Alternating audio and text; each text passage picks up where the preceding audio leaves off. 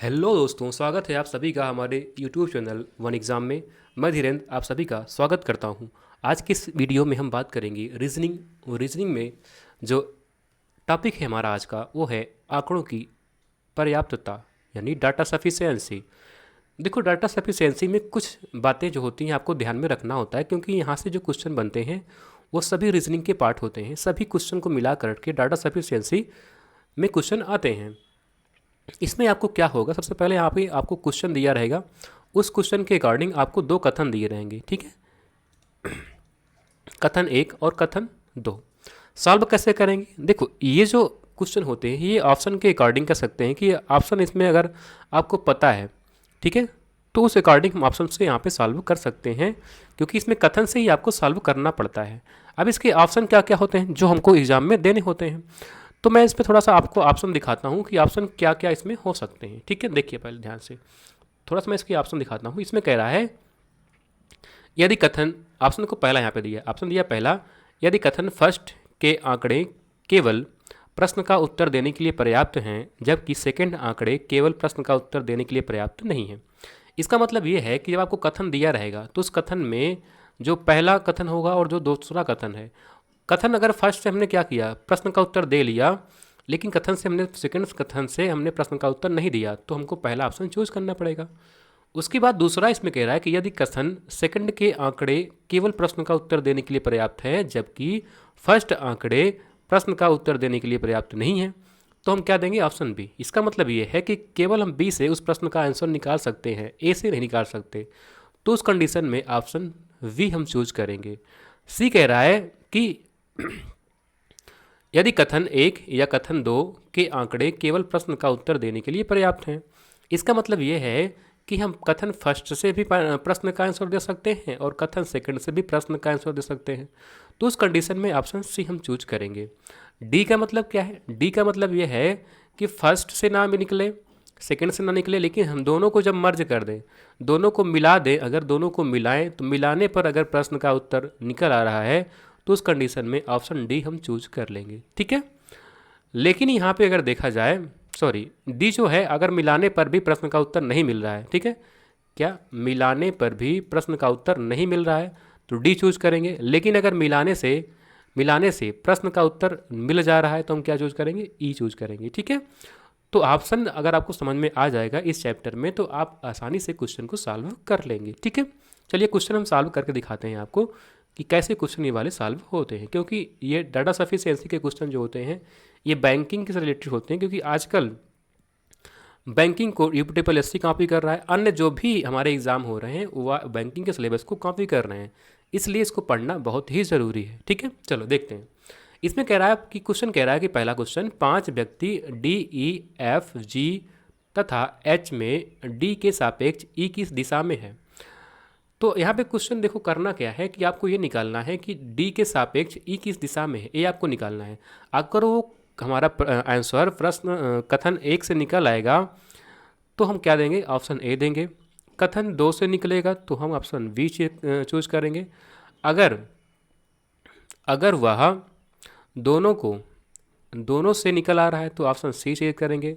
दोनों को मिला करके नहीं आ रहा है तो ऑप्शन डी चूज करेंगे, और दोनों को मिलाकर प्रश्न का उत्तर आ जा रहा है तो ऑप्शन सी ई चूज करेंगे। ठीक है, देखते हैं पहला देखते हैं पहला क्या कह रहा है। कथन फर्स्ट देखते हैं क्या निकल पा रहा है। जो ई है वह, जो जी है वह ई के उत्तर में है, तो ई के उत्तर में होगा, इसका मतलब जी कहाँ है बताओ, ऊपर है। ठीक है, तथा एफ के दक्षिण में, तथा मतलब फर्स्ट पर्सन मतलब जी कहाँ है, एफ के दक्षिण में, इसका मतलब एफ कहाँ है, ऊपर है। एफ ऊपर होगा तो एफ का दक्षिण नीचे होगा, तो कौन है बताओ, जी। फिर कहा एफ डी के पश्चिम में, एफ कहाँ है, एफ डी के पश्चिम में, जो एफ है वो कहाँ है, डी के पश्चिम। अगर हमने डी को यहाँ बनाया तो डी का पश्चिम यहाँ होगा, क्योंकि दिशा यहाँ पता होगा, डायरेक्शन आप पढ़ चुके हैं। ठीक है, इसका मतलब ये कहाँ होगा, उत्तर होगा, ये दक्षिण होगा, ये क्या है, पूरब, और ये क्या है, पश्चिम। तो डी जो है कहाँ है, सॉरी एफ कहाँ है, डी के पश्चिम में, तो एफ डी के पश्चिम, इसको डी यहाँ पे होगा और डी का पश्चिम यहाँ पे होगा। अब देखिए, क्या हम केवल कथन फर्स्ट से हम अपना आंसर प्राप्त कर सकते हैं।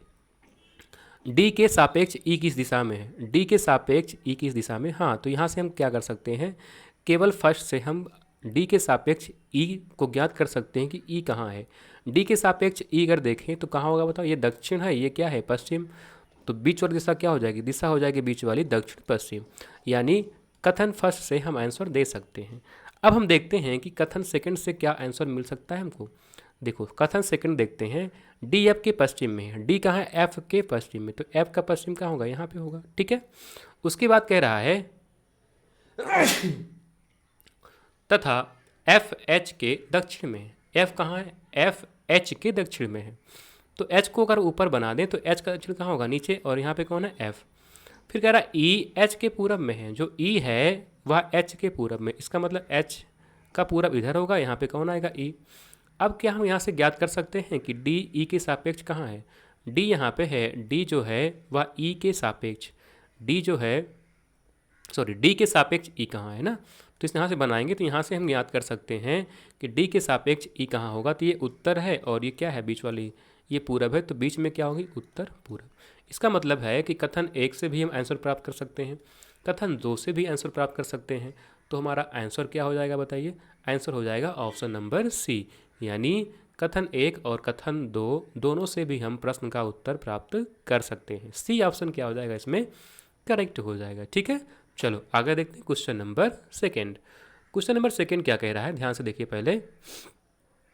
क्वेश्चन नंबर सेकेंड, अगर हम सेकेंड की बात करें तो इसमें कह रहा है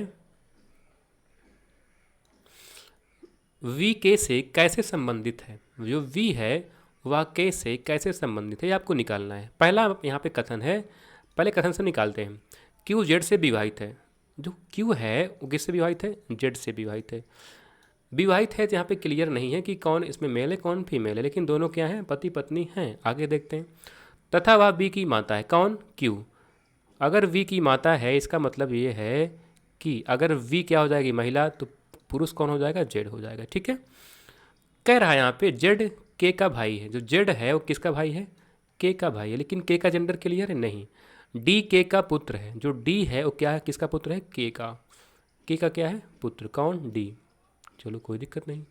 अब देखिए यहाँ से क्या हम वी के का संबंध कर सकते हैं कि वी के से किस प्रकार संबंधित है, ठीक है। देखो ध्यान से, वी के से किस प्रकार संबंधित है। अब यहाँ से अगर हम निकालें तो का इसके पास है, ये क्या है, इसका भाई है, और भाई का क्या हो सकता है, लड़की हो सकता है, लड़का हो, ठीक है। लेकिन संबंध हम ज्ञात कर सकते हो सकता है क्या होगा, या भतीजी हो, या क्या होगा, या भतीजा हो,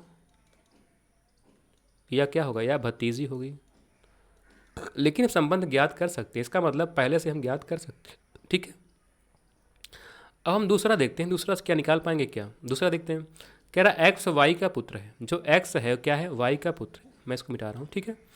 एक्स जो है किसका पुत्र है, वाई का पुत्र है। चलो एक्स वाई का पुत्र है, ठीक है, कोई दिक्कत नहीं। वाई का पुत्र इसका मतलब ये है क्या है, मेल होगा। एक्स वाई का पुत्र है। जेड जे का भाई है, जो जेड है वह जे का भाई, मैं अलग बना रहा हूँ क्योंकि यहाँ पे पता नहीं जेड कौन है। जो जेड है वो किसका भाई है, जेड जे का भाई है। फिर कह रहा के जेड की पुत्री है, जो के है वह जेड की क्या है, पुत्री है, कोई दिक्कत नहीं। फिर कह रहा एक्स आर का पुत्र है, जो एक्स है वो किसका पुत्र है, आर का पुत्र। इसका मतलब ये है कि एक्स और वाई और आर आपस में क्या होंगी, पति और पत्नी, लेकिन किस क्लियर पता नहीं है, ठीक है। क्यों कह रहा कि एक्स आर का पुत्र है, तथा आर जे का पुत्र है। आर किसका पुत्र है, आर जे का पुत्र है, तो ऊपर पहुंच जाएगा, इसका मतलब जे यहाँ पे आ जाएंगे और इन क्या हो जाएगी, महिला, और जे का यहाँ पे क्या आ जाएगा, भाई, ठीक है। ये आ जाएगा जे का भाई, और जे का भाई हो जाएगा, तो इनकी भाई की एक क्या है, एक पुत्री भी है, कौन बताओ, के है। यहाँ पे कौन आ जाएगी, इनकी पुत्री, ठीक है।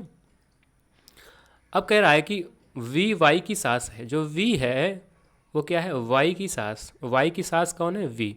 इसका मतलब ये है कि वाई की सास कौन है, वी। इन दोनों आपस में क्या है, आपस में हस्बैंड और वाइफ हैं, ठीक है। क्योंकि वी वाई की सास है, इसका मतलब ये है कि वाई वी की मम्मी कौन होगी, आर होंगी, और अगर वी मम्मी हो गई तो जे क्या होगा, इनका पिता होगा। दोनों आपस में क्या हो जाएंगे, हस्बैंड और वाइफ।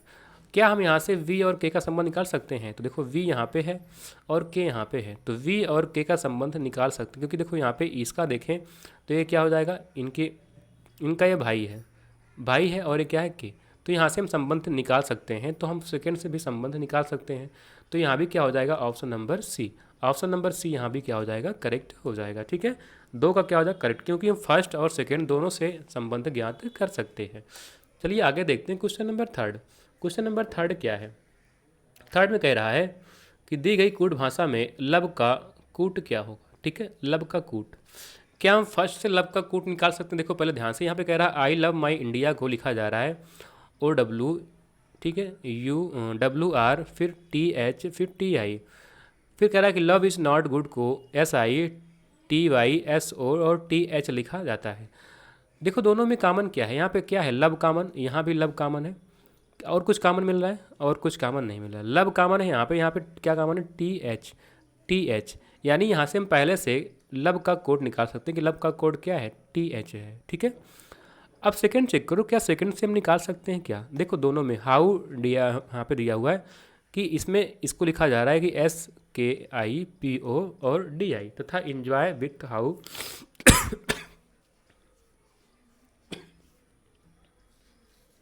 सॉरी